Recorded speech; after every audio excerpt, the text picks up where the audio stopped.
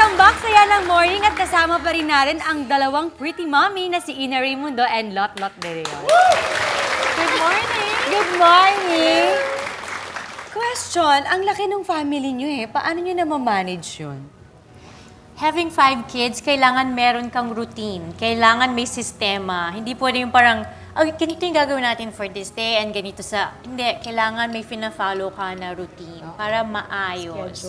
Paano naman yun sa asawa mo? Siyempre yung gabi sa kanya na. Gabi talaga? Huwag madumi ang mga isip. Pag gusto nyo mga gabi. Bahala ko yun. Pero sa kanya yung aking evening schedule sa kanya. Paano pagkising mo yung mga kids? Wala yung morning, hindi na sa kanya. And minsan din kung may time pa, afternoon naman, mag-meet kami. Sa akin madalas pumupunta. Sa bahay lang. Saang party ng bahay? Sa ano, May syempre. favorite place sila dun sa bahay nila.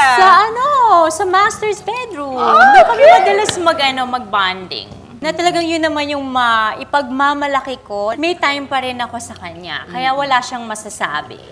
Pero for sure kayo ni Ate Lotlot, for sure nung una niyong anak, ang hirap mag-adjust. Mahirap. Mahirap talaga. Talagang may kasabihan nga, manganganay ka kasi panganay. No? Well, ako nakaka-relate ako dyan. Oo, like with si Janine, I was telling you earlier, tag 200 pounds ako kay Janine. Laki. After nun, siguro kung medyo sexy ako ng konti, mga 5 pounds. Hirap na ako no, no rice. Ako laging may extra rice. So, ima-manage mo, syempre, along the way you learn naman Matututo ka naman kung paano mag-alaga ng mga bata. Tama si Ina with the scheduling, kasi ako, 4 din ang anak ko. And I was a full-time mom. Balita ko Miss kita, sobra!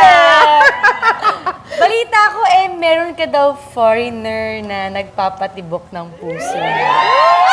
Ay, kita yung ngiti ko, ang gating.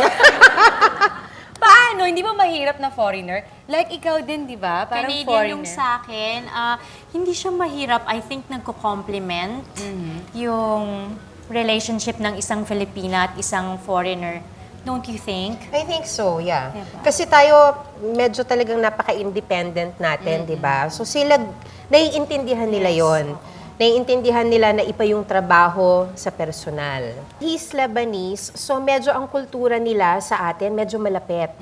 He's very friendly, sanay siya sa mga family gatherings naman. Oh well, para mas masaya ang kwentuhan natin, si Bubay may babasahin siya ng mga headline o kaya sa mga social media post tungkol sa inyo. Ang kailangan nyo lang is mag-react. Hi! Mga beautiful mami!